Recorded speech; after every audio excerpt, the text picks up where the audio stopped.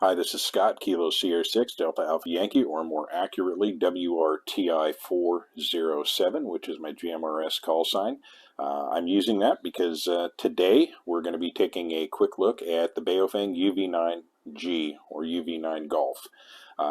This is the radio that I mentioned in the last video I did on GMRS, and it was the first thing I did after paying for my GMRS ticket on the FCC website. I went to Amazon and purchased one of these.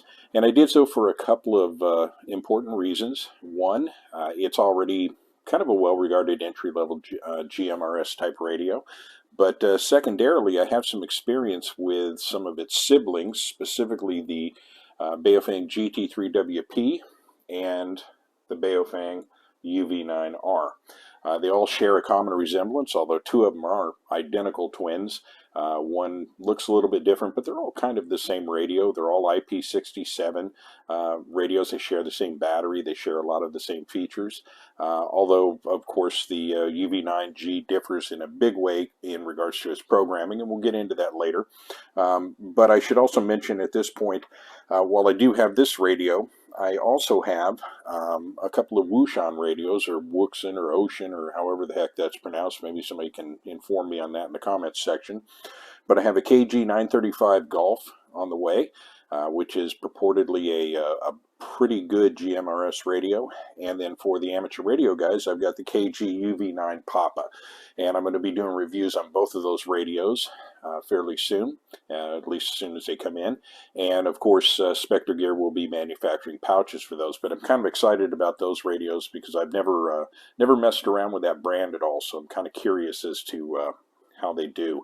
Hopefully it does pretty well. But back to the review at hand, and that, of course, is the Baofeng UV9 Golf. Now, I mentioned its resemblance to the GT3WP and the UV9R.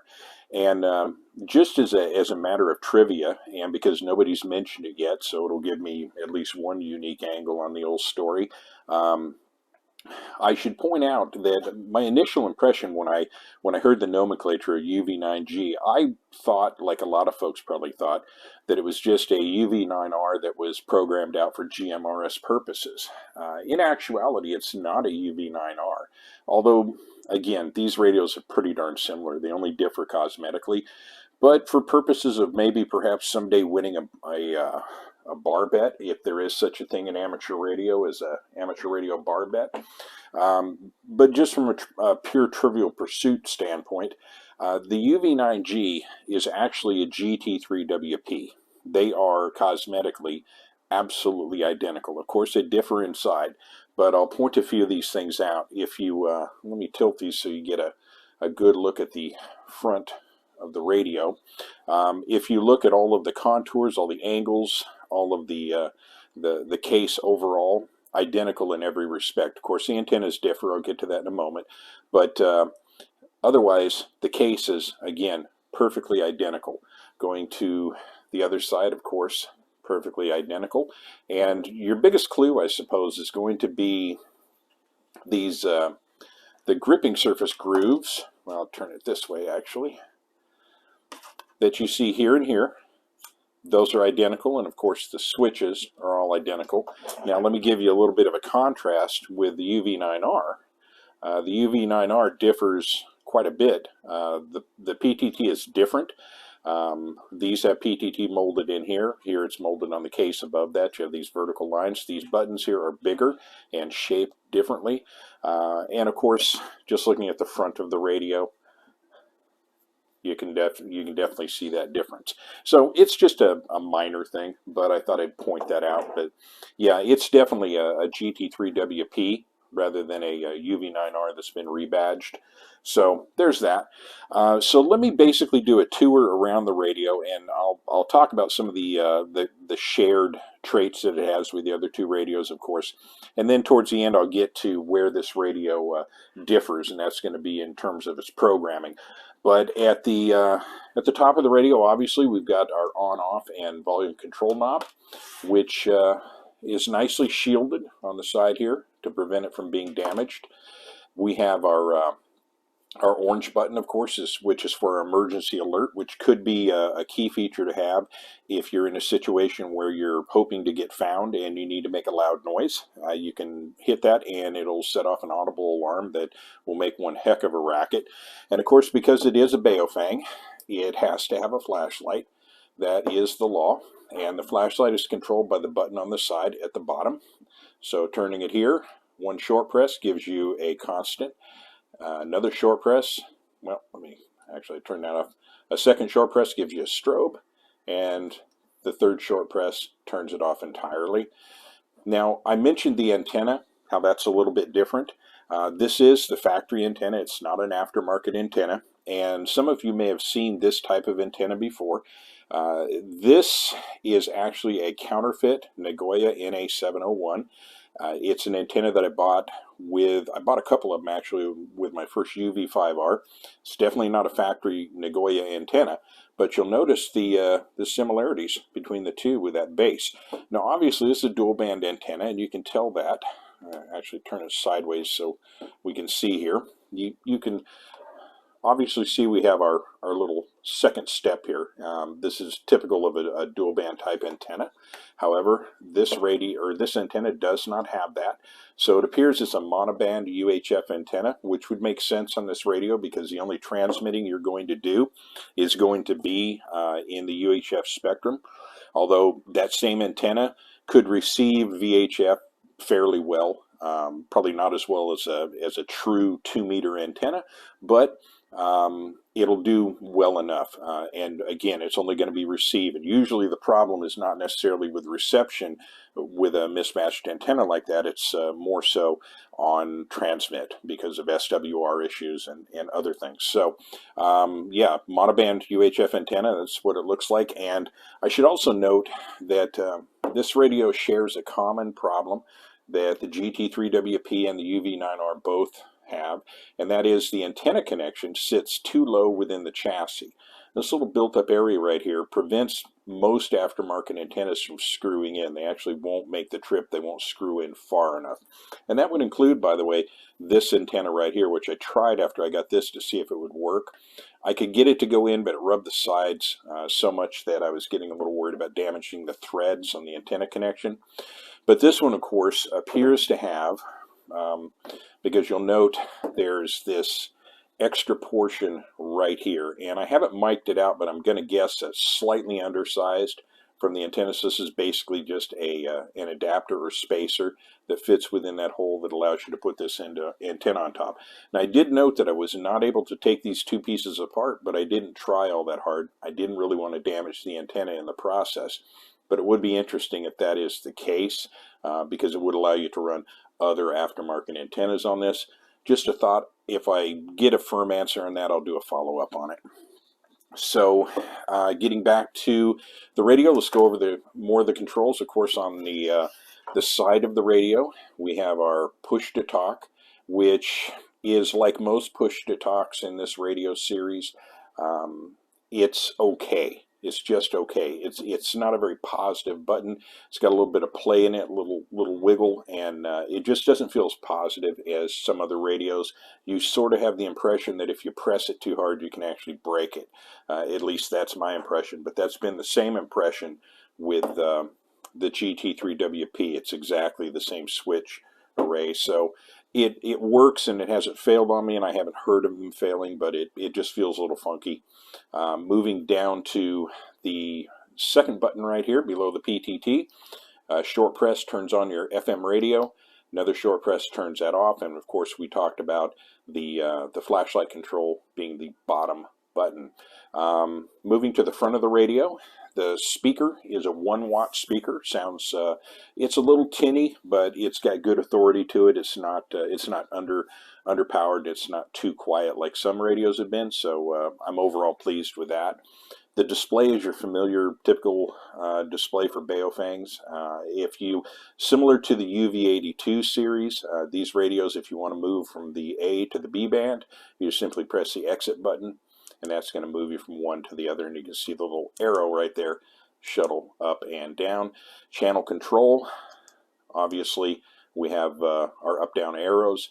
We access our menu with a short press, and then we move through the menu as need be. Of course, with this radio, because it's programmed as a GMRS radio, but the extent of the adjustments you're going to be doing from here are just to be adding tones, for instance, to your DIY channels or any repeaters that you've already set up. And I'll talk about how I have this one programmed in just a moment. All of the other common issue or common features on the keypad apply to this as well. And I won't really dig too deep into that. That's stuff we're all kind of familiar with. But if you get in a jam, it's pretty easy to figure that out. Moving to the other side here, we have obviously our speaker mic cover. Now this is a contact type speaker mic arrangement. In fact, let me grab a screwdriver real quick, and I'll go ahead and take that off and show you what it looks like underneath. So that was fairly easy. So it takes a flat tip screwdriver, and you just simply undo the screw, get it to a certain point, and then you can hand turn it, and it just pops right off. And as you can see, we have contacts rather than plugs that penetrate into the radio. So again, this can make for a good connection for a weather-resistant radio, and is common with what you see on, for instance, Motorola radios. Although there is a vast difference in terms of quality between the two, but they're at least making an effort. So, and that's a failing on some IP67 radios, is they'll make the darn thing IP67, then they'll put a K plug for the speaker mic, and of course, once you hook up that speaker mic, effectively, at best, you have an IP54 rain-resistant radio. So let me turn this off, and I'll show you the battery. We have a latch here with an arrow. Just simply point that up, and the battery will come out. And this is the same 1800 milliamp battery that's used in the UV-9R and the GT3WP. Now, one thing I'll note here, I don't really see any kind of a seal at all on this battery compartment, and I don't on the other radios as well. And as far as the numbers go on here, it's I wouldn't necessarily say misleading, but it doesn't give you the information I need in terms of the weather resistance on here. And the weather resistance, to be honest with you, on most of these Chinese radios, although many of them claim to be IP67, that's not often the case, but they are at least weather resistant enough to withstand, for instance, a fall into a puddle. Now, when it comes to weather resistance on this radio, that is one point of controversy, because I will point out here from the manual, and let me get something to gesture at this with. So the manual is typical Baofeng. The best job they ever did on a manual was their BFF8 or BFF8 HP. That was a really well done manual. This one contains what I think are going to be, or turn out to be, some misprints. For instance, on their, let's see here. Is it? No, I'm sorry, it's the wrong page. Here we go. Main features. So we have a thing here, I noted right here where it says IP57 certified. Now, I don't know what IP57 is. I'm going to have to look that up. But they do claim in their sales literature that it's IP67. So I'm going to put that down to perhaps a misprint. And one other misprint that I note on here is the output power. And maybe that's on that page as well. Yeah, output power, they just show 5 watts and half a watt. GMRS. Now, having said that, I have some of these channels programmed to 2 watts, and I'm going to later do a follow-up video where I do a power output test and see what we actually get with our low, mid, and high power settings, because they're alluding that there's only 2 power settings, but I can find 3 in here, and I can program 3 through chirp. So, as a matter of fact, let me turn this on, and again, let's go to menu. Transmit power. Okay, so we go to transmit power and click down here, and we go through our options. We have low, mid, and high. But again, the specs in the manual just show low and high, because low would be half a watt, mid would be 2 watts, high would be 5 watts. So again, output power test is going to be what I need to look at there. Now, I will get to some of the power settings being hardwired into the programming here, and now is probably a good time to talk about how I have this thing set up. So as it comes from the factory, you're going to be set up with 22 modifiable GMRS frequencies. And it's also going to have a selection of what's called DIY channels, which are channels that are set up to run on a GMRS repeater. And all you need to do to each of those DIY channels is just put in a set of tones in order to break the squelch on the repeater.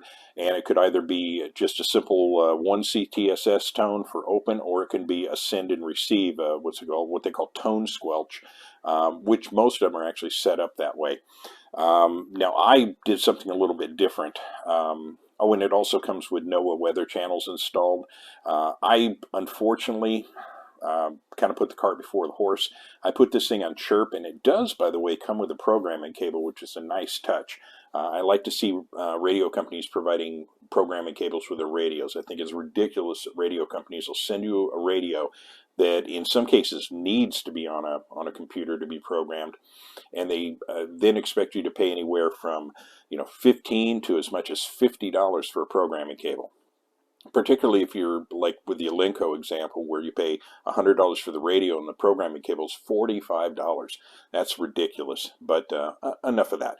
But when it comes to this, what you can go into Chirp on this radio. It is supported by Chirp, and you can go in there and make some modifications to the channel. But I will tell you this, or channel sets.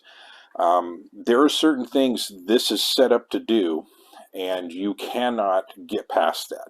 For instance, if you want to program in an amateur radio channel, can't do it. It won't transmit. It'll monitor, it'll receive, but it will not transmit. This radio is locked in, and as best as I can tell, it is permanently locked in to transmit in a very narrow spectrum of the UHF band, and that is specifically from 462.550 to 467.725. It will transmit within that range, and it will transmit nowhere else under any circumstances, which is kind of as it should be. This is a GMRS radio. But just know that unlike other Baofeng radios where you can do basically whatever you want within a certain spectrum, you can't do that on this radio. Now, it will receive in the range of, for VHF, 136 to 174 megahertz, and then 400 to 480 megahertz in UHF. So it'll receive within those bands. So you can do scanning, but you cannot transmit anywhere except for 462.550 to 467.725. Now, I mentioned earlier how I have this kind of set up my own way. I went in and I kind of reordered the channels, and I sort of rewrote how they were put in to make sure that I had my narrow band stuff and my wide. In actuality, there's no wide setting. You can either set this up to do narrow or just straight FM. So it's narrow FM, which is in FM and Chirp, or FM. And I did kind of go in and play around with those, and I was able to modify those. I did try some adjustments to the power settings. And for instance, let's go down here just a bit. So I have obviously my GMRS simplex channels here. So we run through those, and we have some shared stuff with FRS. There's a little bit of crossover, and within those ranges, that's one of the areas where they won't let you program this to do high. I tried to set it to high. As best I could do, it would just do mid, which would be 2 watts. Of course, some of the other simplex GMRS, I was able to do full 5 watts. And then, of course, when we get beyond the simplex channels, I have all 8 of the repeater channels I have set up just as blanks. So kind of like the DIY channels, if need be, I can just put CTCSS tones in for this by going into menu, and from there I can set up a repeater on the fly. And then I also have repeaters that I use locally. For instance, LCS is Lemon Cove Station, and then we have Kilo Repeater, which is a repeater out of Exeter, which is east of me. Unfortunately, here in Visalia, we do not have all that much GMRS coverage. I'm hoping to be the one to solve that problem, or I'm going to be running a pitch by my radio club on something like that. Now, I'll do a follow-up video on an idea I have for that. But going out to San Luis Obispo, I got SLO 1, 2, 3, and 4. There's a company called Rugged Radios. It has a number of interesting, really nice GMRS repeaters set up on the coast.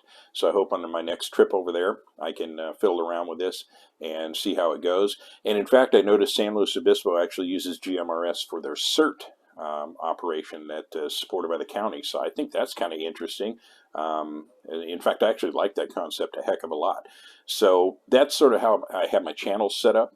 But otherwise, like I say, strictly a GMRS radio. It's a good radio to set up as a handout to your group. Given that the radio retails for around $45, it's an excellent value for what you get. You get a weather-resistant radio. Again, whether it's this IP57 or IP67, this thing will take a soaking. There's another radio channel, not a Rubicon. I'm sure a lot of you guys are familiar with that. He took one for the team and put his in a pitcher of water, and it did just fine. He turned it on, put it in the water, and it survived the event. I don't think he went the full 30 minutes. I believe Ham Radio Dude has done something similar, and he's gotten close to 30 minutes. Again, when it comes to IP67, I don't expect, particularly with these import radios, I don't expect them to do a full 30 at 1 meter. What I'm looking for is, will this thing survive a heavy rainstorm? Will it survive getting something spilled on it? And will it survive a short dunk into a puddle? And that's about the most you can expect or should expect. You got to manage your expectations with a radio that costs less than $50. So other than that, like I say, I'm very happy with it. I would give more signal reports, but I have to say, unfortunately, my forays into the world of GMRS have been less than fruitful. More on that later. But while we've got some activity going, and while I know there's some repeaters here in town that are moving and grooving, they are not posted on mygmrs.com. And the repeaters that are don't have nearly the coverage that I'm going to need for my purposes. So as I said, I'm going to be setting up my own repeater system. And on that note, in the GMRS video that I did, I had mentioned something about repeaters, whether they do or don't have to send a tone. And I was right and I was wrong at the same time. Hold on, I'm going to cough for a second. Okay. Yes, if you have a repeater that's kind of open to the public and it's used by people other than the primary call sign that owns the repeater, yeah, you have to send your call out in either Morse or voice, and you have to do that while the repeater is active. It's got to be every 15 minutes. But if you were the sole user of that repeater, or the people within your group that are operating under your call sign, and it's not a repeater that's open for use by other folks, in other words, it's a private repeater, there is no necessity, according to Part 95 Echo, for you to have to send a call sign out, so long as the call signs are being transmitted in accordance with the transactions that are being handled. So people are, after a short transmission, dropping their call sign, or every 15 minutes. So I hope that clears that up. Honestly, it's a minor little thing. I honestly don't care if I have to Morse code my call sign in like a regular repeater. What I was looking to avoid was something like a repeater coordinator, which that isn't a thing. So I'm still continuing with my idea of setting up the repeater. And secondarily, something else that I found out that was amazing was, I kind of knew the immediate family clause, and I sort of assumed it was just the people within your household could operate off of your call sign. I didn't realize just how generous that section of Part 95 Echo is. Basically, it's immediate families, everybody but your cousins. You can have grandparents, parents, sons, daughters, brothers, sisters, and in-laws. That is the part that I found interesting, because I'm assuming the in-law goes in conjunction with everything you just listed. So I can have my brother-in-laws, my sister-in-laws. So that whole thing of going around and getting everybody a call sign and then giving them a radio, I don't even need to do that. They can all operate off of my call sign, and then from there can just have a designator that follows, so I know who I'm talking to. So I'm kind of 2/3 of the way to where I need to be, and right now I'm researching whether or not to go with the 2 mobile units with a duplexer, or to go with something like the Bridgecom unit that comes with everything all set up. All things being equal, the Bridgecom rolls out at about $1,400 with everything ready to go, whereas you start adding up your mobile units at close to $400 a piece, plus a duplexer, and then having to set all of that up versus having it all done for you. might be worth the 1400, but I will let you know. Either way, I'm going to be doing that fairly soon, so I'll document the progress on that. And then again, I've got some better rigs coming in, those Wushans that I mentioned earlier. So with that, I think I'll bring it to a close. I've talked enough about the little UV9 Golf. It's an excellent little radio. You know, as an entry-level radio.